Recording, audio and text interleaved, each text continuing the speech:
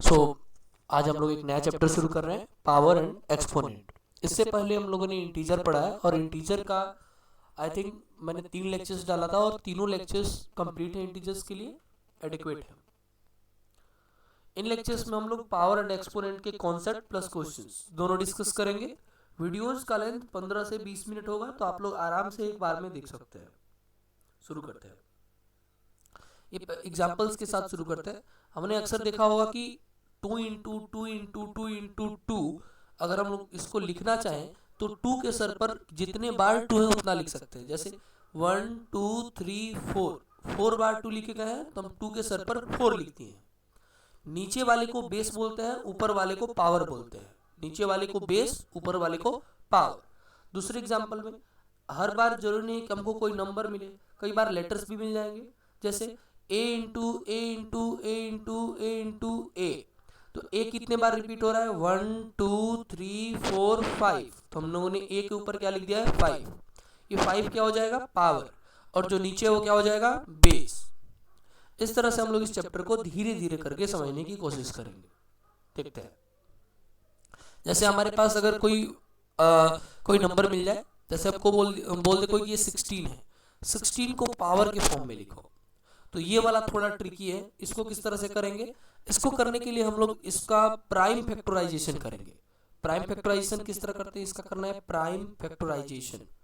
Prime factorization, prime factorization कर देंगे। और प्राइम फैक्टराइजेशन करेंगे इस तरह से, 2 से कट जाएगा 8 बार में, फिर 2 से कट जाएगा ये 4 बार में, फिर 2 से कट जाएगा ये 2 बार में, फिर 2 से 1 बार में।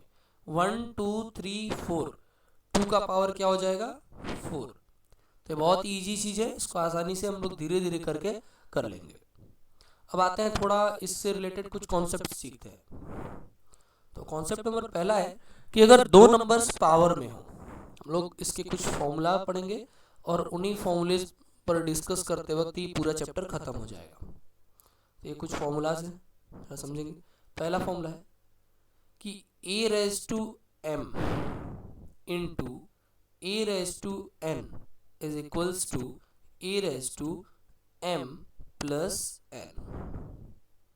दूसरा फॉर्मूला है a raise to m divided by a raise to n is equal to a raise to m minus n। तीसरा फॉर्मूला है a raise to m into b raise to m is equal to a into b whole raise to m।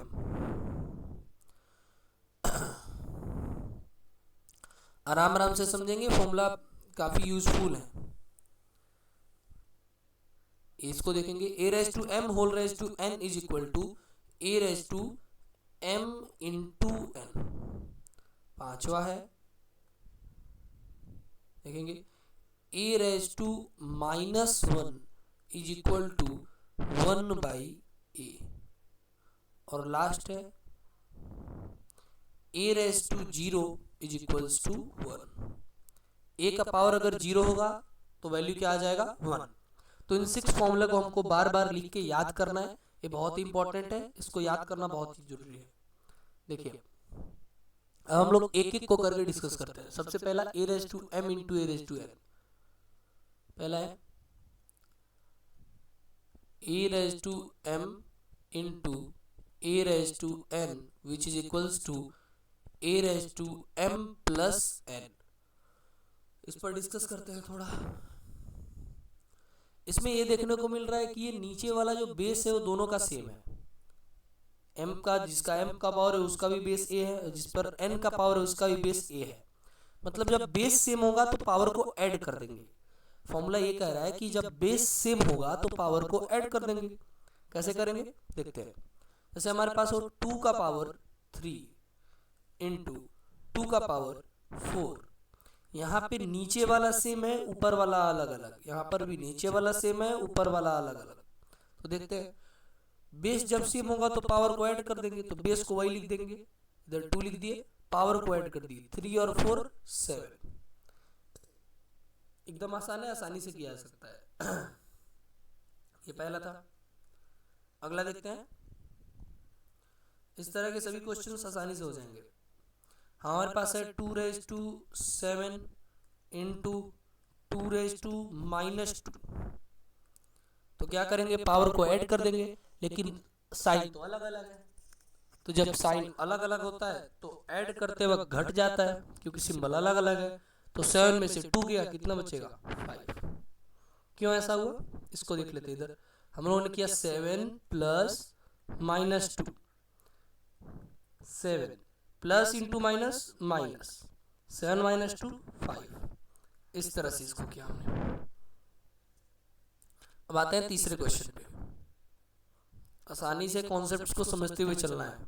हमें मिल गया 5⁻3 into 5⁴। हमको ये दिख रहा है कि नीचे वाला बेस सेम है, तो पावर को क्या करेंगे, ऐड कर देंगे। 5 और 3 हो जाएगा 7, तो 5 का पावर 7। एकदम इजी है, एकदम इजी, इसमें कोई बहुत ज़्यादा मेहनत नहीं है। अगला, ये पता नहीं कहाँ से चला है, इसको हटा देते हैं।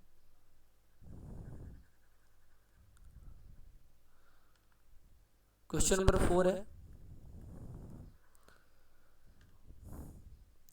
क्वेश्चन नंबर 4 देख लेते हैं इस तरह से कि e⁻m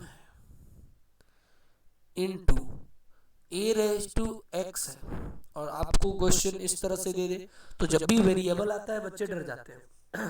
वेरिएबल मतलब जिसमें नंबर्स ना हो, जो कांस्टेंट ना हो, मतलब ABCD वाला।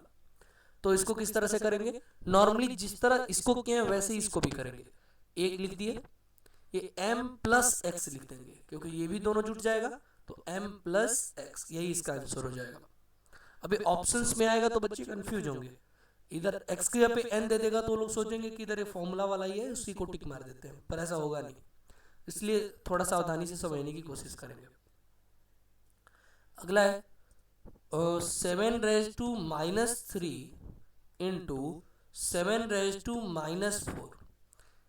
अब क्या होगा, बेस सेम है तो उसी को नोट कर देंगे, और इन दोनों को जोड़ना है। और हम इंटीजर चैप्टर में सीखे हैं, जब भी ऐड करना होगा और सिंबल सेम होगा तो शांति से जोड़ देंगे। तो 3 और 4 हो जाएगा 7, और सिंबल वही है तो वही सिंबल लगा देंगे, माइनस वाला। इस तरह से -3 -4 कितना हो जाएगा, -7। ये सब हम लोग इंटीजर चैप्टर में पढ़ रखा है। अगर आपने इंटीजर चैप्टर का वीडियो नहीं देखा है तो आप लोग देख सकते हैं। बेसिक मैथ्स के पूरे प्लेलिस्ट हम लोग बेसिक मैथ्स के प्लेलिस्ट में पूरा मैथ्स, जो बेसिक मैथ्स है वो हम लोग कवर करेंगे धीरे धीरे करके। तो आई थिंक आप लोग का ये वाला फॉर्मूला क्लियर हो गया होगा, a⁻m into a⁻n equal to a⁻m+n। ये वाला अगर आपका क्लियर हो गया है तो हम लोग अगले फॉर्मूले पे आते हैं। अगला फॉर्मूला है a⁻m divided by a⁻n is equal to a⁻m−n। काफ़ी बढ़िया फॉर्मूला है और काफ़ी ज़्यादा यूजफुल भी है। देखते हैं इसके लिए पहला क्वेश्चन हमारे पास है 2⁻4 डिवाइडेड बाई 2। अच्छा, जिसके ऊपर कोई नंबर ना लिखा हो, इसके ऊपर कुछ नहीं लिखा है, इसका मतलब इसका पावर 1 है। जिसके ऊपर कोई वैल्यू ना लिखा हो उसका पावर 1, तो इसका पावर मान लेते हैं अपने पास से 1। अब देखिए, अब ये घटेगा 2⁻4 डिवाइडेड बाई 2⁻1।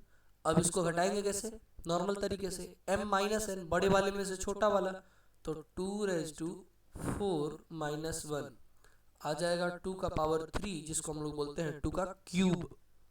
3 के पावर को हम लोग क्यूब बोलेंगे, क्यूब। 3 के पावर को क्यूब बोलेंगे, 2 के पावर को स्क्वायर बोलेंगे, ठीक। और इसको पढ़ेंगे कैसे, 2⁻2, और जो पावर होगा यहाँ पे मान लीजिए 3 है तो इसको पढ़ेंगे 2⁻3। बेस्ट मेथड है, 2⁻3। अब आते हैं अगले क्वेश्चन पे। एक बार और फॉर्मूला देख लेते हैं, सोचिए क्लास में याद हो जाए। A raise to m divided by a raise to n is equal to a raise to m minus n. इस फॉर्मूले को याद करिए, जो भी बच्चे ऑफलाइन सेंटर में पढ़ते हैं उनको हम क्लास में बोल बोल के याद कराते हैं।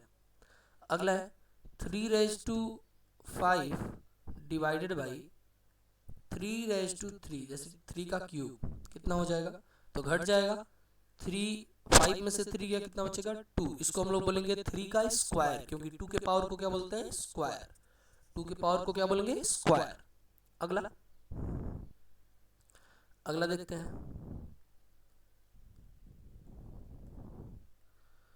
अगला देखते हैं।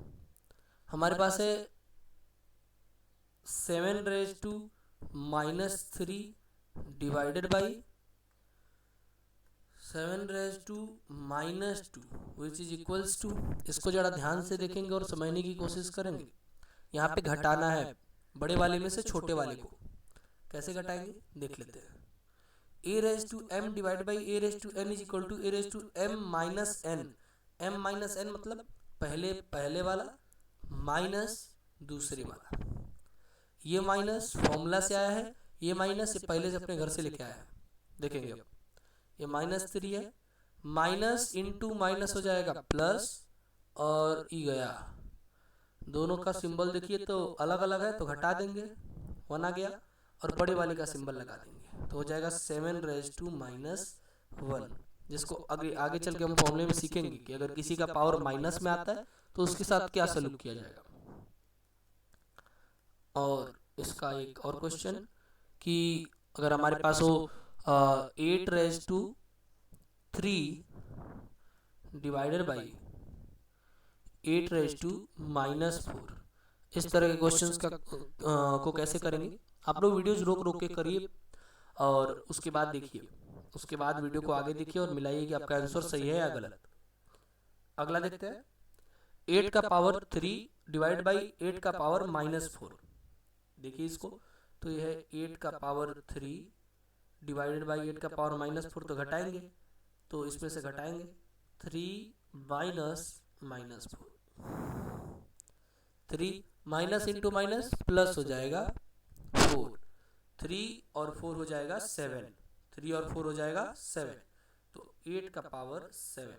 ये तो गया था घटने, उल्टे बढ़ के चला आया। देखेंगे अब तो इस फॉर्मूले को और इससे पहले वाले फॉर्मूले को एकदम बढ़िया से याद कर लेंगे, कोई इशू नहीं होना चाहिए।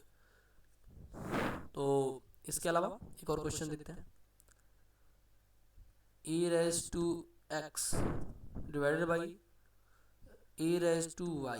सेम फॉर्मूले को ही लगाएंगे, डरेंगे नहीं कि वैल्यू x और y में कैसे आ गया। मैं अभी से चाहता हूं कि आप लोग को आदत लगे कि वेरिएबल को कैसे सॉल्व करेंगे।